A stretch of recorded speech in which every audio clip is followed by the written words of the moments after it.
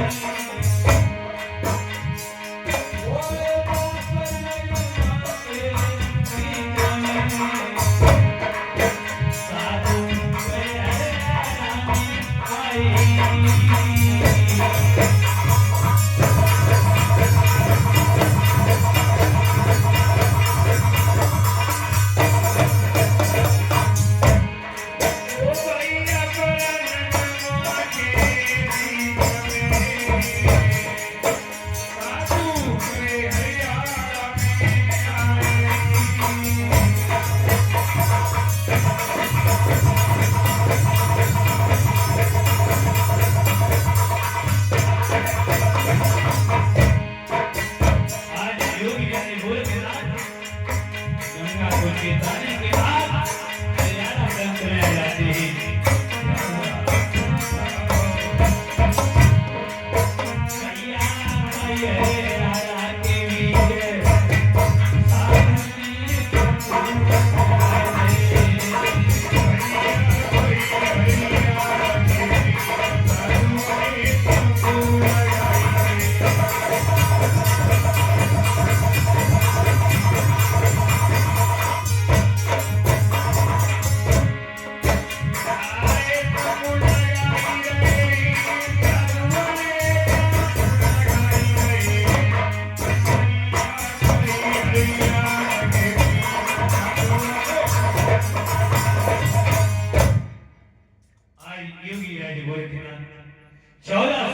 को लेकर के हरियाणा प्रांत में आ जाती है और को आदेश दिया कहा बेटा नगर में चले जाओ और भिक्षा ले आओ।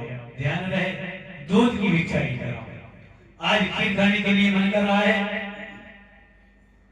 आज उसी समय अवगरनाथ ने कमंडल को हाथ में लिया, हरियाणा प्रांत में घूमने लगी, लेकिन कहीं दूध का भिक्षा नहीं मिला। अंत में कमालो जाटनी के यहाँ पर आ जाते हैं। कहने लगे माता भिक्षा दे ही। कमालो जाटनी हाथ में अन्न का भिक्षा लेकर के आई और बोले मैया मुझे दूध का भिक्षा चाहिए। कमालो जाटनी कहने लगी परंतु बाबा मेरे यहाँ दूध नहीं होता है।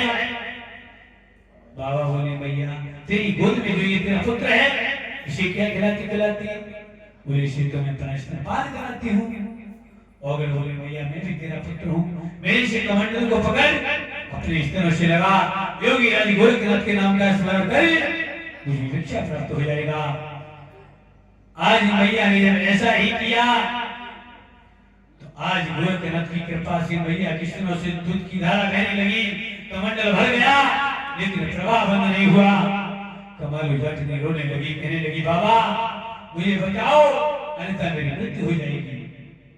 और बोले भैया अपने हाथ की हथेली का झाला मार, तेरा स्तन से जो दुख बह रहा है वो बंद हो जाएगा।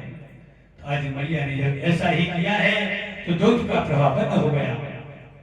आज और भिक्षा लेकर के चले गोरखनाथ के पास आई। गोरखनाथ बोले बेटा भिक्षा ले आई। कहाँ ले आई? किसका दूध है? बोले महाराज जी माई का दूध है।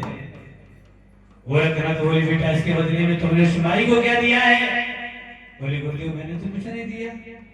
तो आज उसी समय योगी राज गोरखनाथ ने वरदान दिया और कहा जा माई आज के बाद तेरे हरियाणा प्रांत में कभी दूध की कमी नहीं होगी। ऐसा वरदान दिया है और औगड़ को आदेश दिया।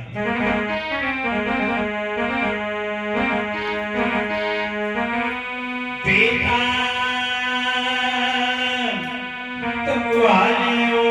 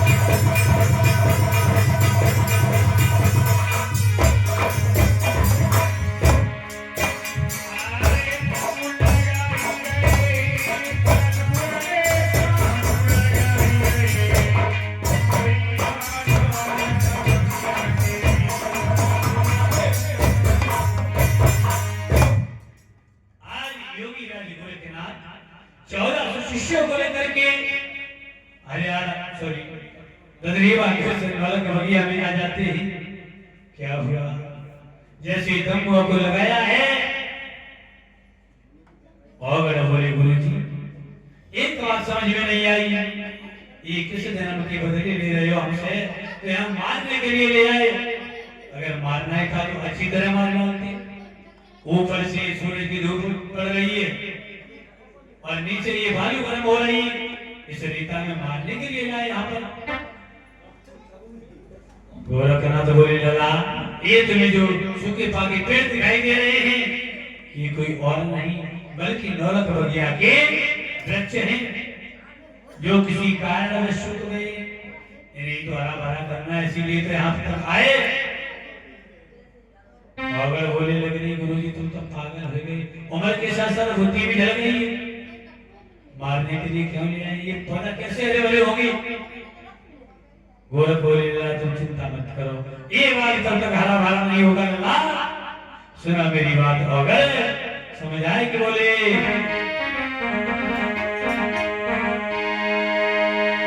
अरे तुम अग्नि दियो लगाए वाले अग्नि से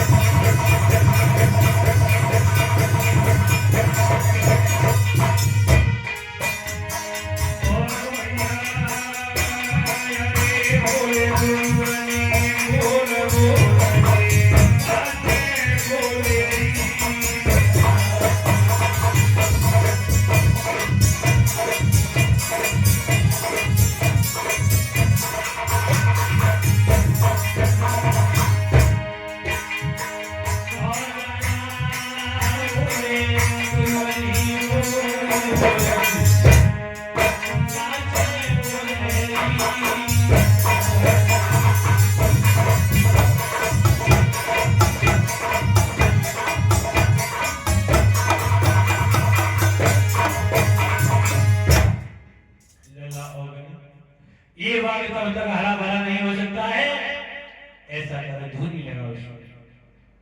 गोरखनाथ ने एक धुनी बताई और नाथ भाई नगर से कंडी लेकर आई, 1400 धुनी बना दी। अपनी धुनी एकांत में ले गई, थोड़ी दूर विचार करने लगे, गुरुजी तो पागल है, बाग सुता रखा है, अगर कहीं आग पकड़ गया तो गुरुजी तो मर जाएंगे जल के, दो चार गुरु भाई बच गए तो उनके गुरु हम बच जाएंगे। जैसे ही गोरखनाथ ने देखा कि चेहरा बड़ा चतुर बन रहा है, गोरखनाथ ने अग्नि को चेतावनी दी और कहा, अग्नि तू जल मत जाना, अगर तू जल गई तो तुझे हम नष्ट कर देंगे, पाताल में भेज देंगे। और समझा करके बोले, भैया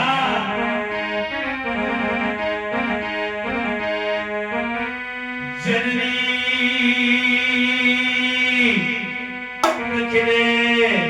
संत की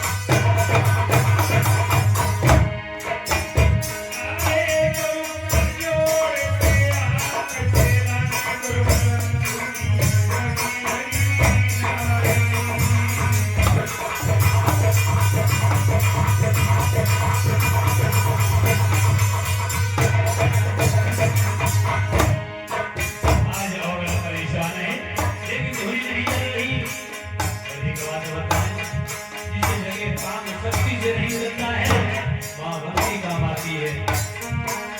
क्या हुआ?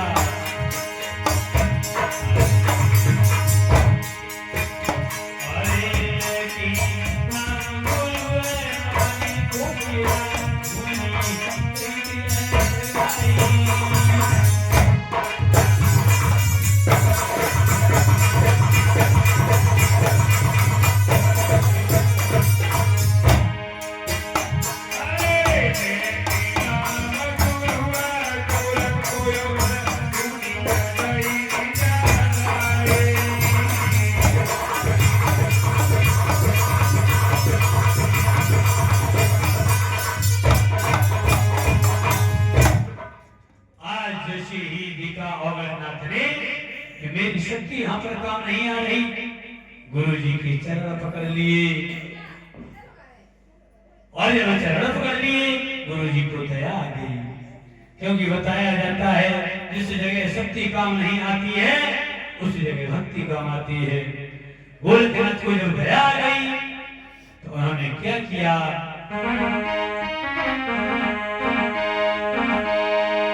कि अरे साधु ने चुटकी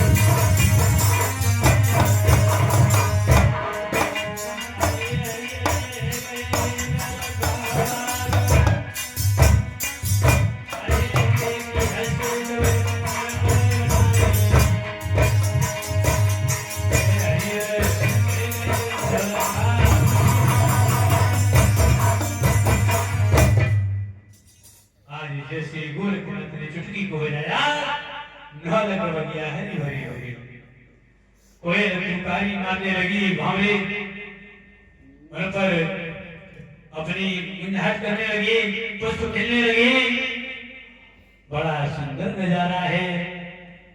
इधर जब ढोलक बजिया हरी भरी हो गई, मैया बाचल की बांधी मुगाती, जो अटारी पर खड़ी थी उसने देखा कि ढोलक हो गया हरी भरी हो गई, दौड़ करके मैया बाचल के पास पहुंची, बोली महारानी हमें ऐसा मालूम पड़ रहा है,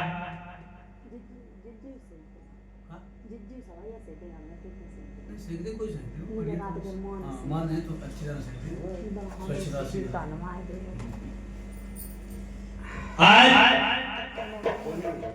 मैया बाचल ने जैसे ही देखा कि बरसों से पड़ा हुआ नौल का बाग हरा भरा हो गया, बड़ा पसंद हुई, दौड़ करके अपनी सास राम कौर के पास पहुंची, विचार करने लगी मैया ऐसा कर, अगर तेरी इजाजत हो जाए तो हम बाग में चले जाएं, क्योंकि गोरखनाथ आ गए हैं। समझ आएगी, बोली सुनो मैया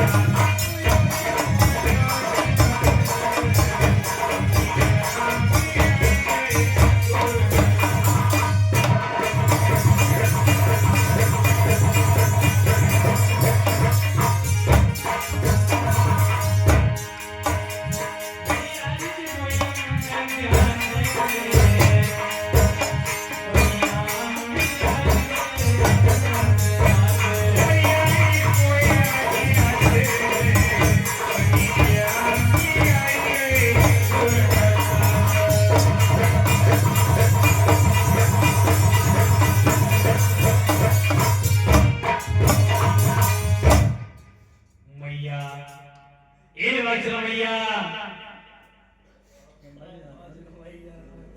ऐसा करो भैया। मुझे ऐसा प्रतीत हो रहा है कि योगी राज गोरखनाथ तो बाग में आ गई, क्योंकि वर्षों का पड़ा हुआ बाग हरा भरा हो गया है। इसलिए मैया आज्ञा दे दो, हम बाग में चले जाएं, गुरु के दर्शन कराएं। मैया बोली लल्ला, तुम्हें नहीं मालूम है मेरा बेटा तुम्हारा पति इस घर में नहीं है।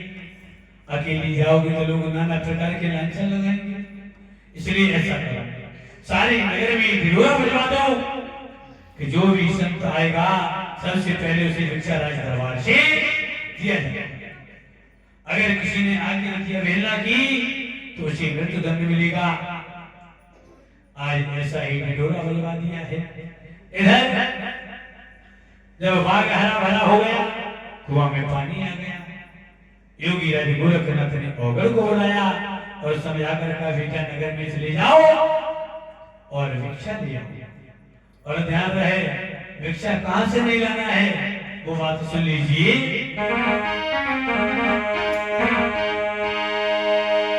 अरे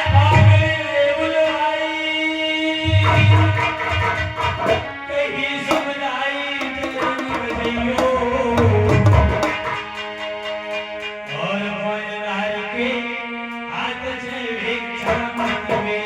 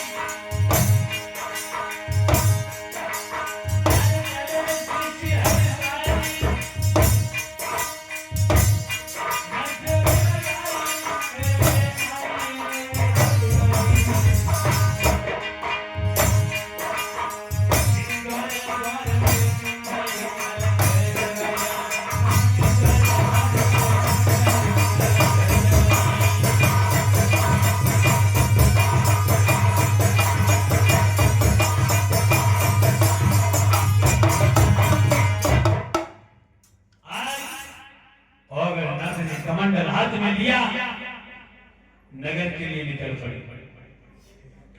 द्वार द्वार पर घूमने लगे, लेकिन भिक्षा नहीं मिली। और जब भिक्षा नहीं मिली, अंत में मैया पास के दरवाजे पर आ गए। मैया ने देखा कि साधु आया दरवाजे पर, मूंगा देवादी को भेजा, हाथों में हीरे मोतियों की थाली लिए हुए बांधी आ रही। और ने जैसे देखा, बोले भैया ये कंकर पत्थर मेरे किस काम के हैं? ऐसे तो हमारे गुरुजी रोजाना धुनी में जला देते हैं। बांधी बोली, बाबा तो पागल है लोग, तुझे मालूम भी है कितनी बहुमूल्य वस्तुएं हैं, अगर एक बार ले जाएगा तेरी 7 पुश्तें बैठ करके खाएंगे, दर बदर तुझे भटकना नहीं पड़ेगा। जैसे ही शब्द कहे औगरनाथ को क्रोध आ गया, अपनी झोली को हिलाया तो हीरे मोतियों की ढेर लग जाती है। भैया वाचन समझ गई, दौड़ करके आई, औगरनाथ की चरण पकड़ ली, बोली बाबा आपसे भूल हो गई, इसलिए आप ऐसा करें, आप बागों के लिए चले जाएं, कुछ ही पलों में हम भोजन लेकर के आपकी सेवा में उपस्थित हो रही हूँ। तो आज इसी समय औगड़ वहां से चले जाते हैं। इधर मैया वाचन ने भोजन तैयार करवाया है, रतुला में भरवाया है, बात के लिए प्रस्थान किया। कैसी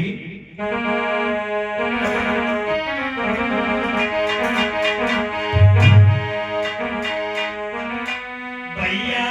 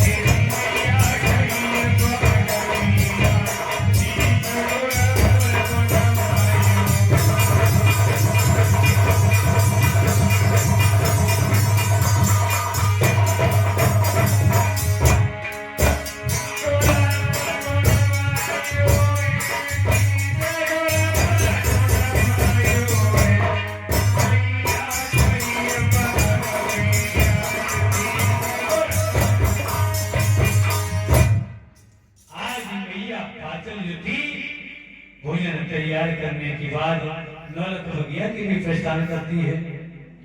योगी राज गोरखनाथ के पास पहुंची।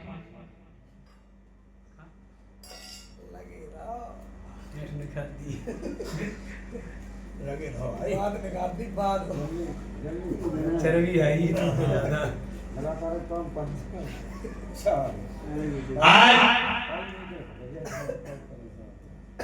मैया जो भाग में पहुंची है जाकर के गोरखनाथ ने जैसे देखा बोली मैया ऐसा कर माई तू इस समय महलों के लिए चली जा, रात्रि के समय आना तब मैं तेरे पुत्रवती होने का वरदान दूंगा। ऐसा जब कहा है तो आज मैया जो थी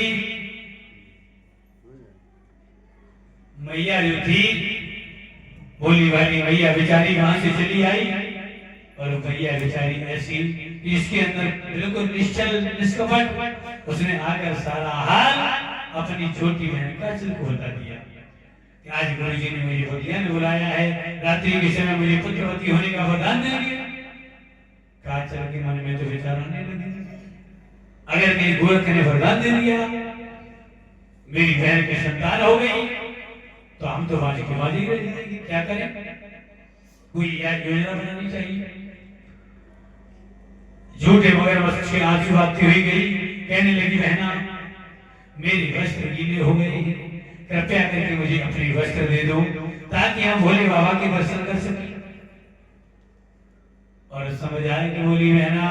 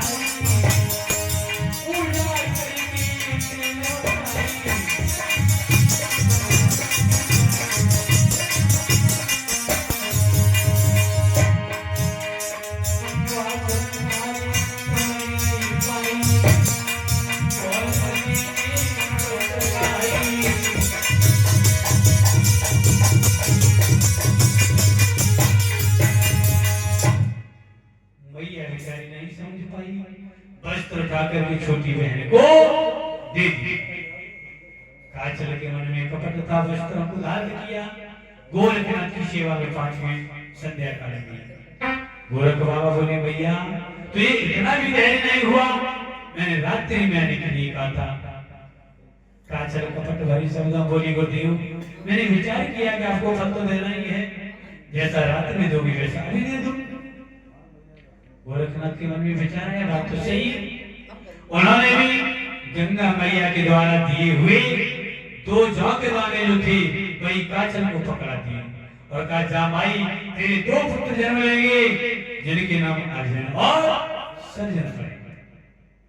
ऐसा वरदान दिया है। काजल वहां से चली है, एक दाना चबा लिया, विचार करने लगी एक बहन को दे देंगे जाके, एक पुत्र उसके भी हो जाएंगे। थोड़े आगे बढ़ी, मन में कपट विचार करने लगी। दुबला पतला सा था, बाई चांस कहीं ऐसा न किया। उसने दूसरा भी सवाल किया। वो कहती महाराज जाकी रही भावना जैसी और प्रभु मूर्ति देखी दिन तैसी। हम जिस प्रकार भगवान के स्वरूप को देखते हैं वो हमें वैसे ही दिखाई देते हैं। अगर हम असुर होंगे तो हमें हमारे कार्य के रूप में दिखाई देंगे, अगर उनसे मित्रता करेंगे तो मित्र के रूप में दिखाई देंगे, अगर उनकी भक्ति करेंगे तो भगवान के रूप में दिखाई देंगे। तो आज उनके मन में कपट आया, जैसी अपन थी वैसी समझ बैठी। दाना जाके दाने सवा की मैया पाचल के वस्त्र लौटा के दे दिए। इधर काजल को वरदान देने के बाद गोरखनाथ 1400 शिष्यों को लेकर दौलत बगिया से जा चुकी थी। इधर रात्रि का समय हुआ, मैया पाचल फूली नहीं समा रही, दौड़ करके बाग में आई। जैसे बाग में आई, पचार खा करके जमीन पर गिर पड़ी। विचार करने लगी, गुरुवर ये आपने मेरे साथ अच्छा नहीं किया। अगर तुम्हारे पास कुछ देने को नहीं था तो मुझे झूठा शास्त्र क्यों दिया? आप मुझे धोखे में छोड़ करके चले गए। और जब ऐसा कहा है, आज भैया पचार जाके जब जमीन पर गिरी तब तक हीरा मन माली आ जाता है। माली ने बताया, महारानी अभी कुछ ही पल पहले योगी रानी गोरखनाथ अपने 1400 शिष्यों को लेकर के सिद्धमुख पर्वत की तरफ चली गई। तो आज मैया उनका पीछा करने लगी। बताया जाता है सिद्धमुख पर्वत पर जाकर के मैया ने गोरखनाथ को गिर चरणों में गिर पड़ी, बोली बाबा अगर तुम्हारे पास देने के लिए कुछ नहीं था तो मुझे पागल क्यों बनाया? गोरखनाथ को क्रोध आ गया, कहने लगे माई तू कितनी बेशर्म है, अभी अभी तुझे 2 पुत्रों का वरदान देकर आया हूं, फिर भी तेरा पेट नहीं भरा। आज उसी समय औगण आ गई, कहने लगी गुरुदेव ये माई सत्य कह रही है, जो आपसे 2 वरदान लेकर गई वो ये नहीं बल्कि इसकी छोटी बहन काजल थी। जैसे ही गोरखनाथ ने अपनी युग माया से देखा तो पता चला कि उनकी साइकिल हुआ है। कहने लगे माई परंतु कुछ भी हो, परंतु अब मेरे पास देने के लिए कुछ और नहीं है।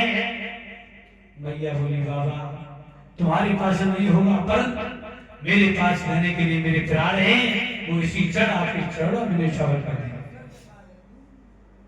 तो आज इसी समय गोरखनाथ बेचारे असमंजस में पड़ जाते हैं। तो आज उसी सिद्धमुख पर्वत पर अपनी अटल समाधि को लगा लेते हैं। तो आज बाबा गोरखनाथ का सूक्ष्म शरीर यानी कि जो जीवात्मा थी वो निकल करके चली। कैसे?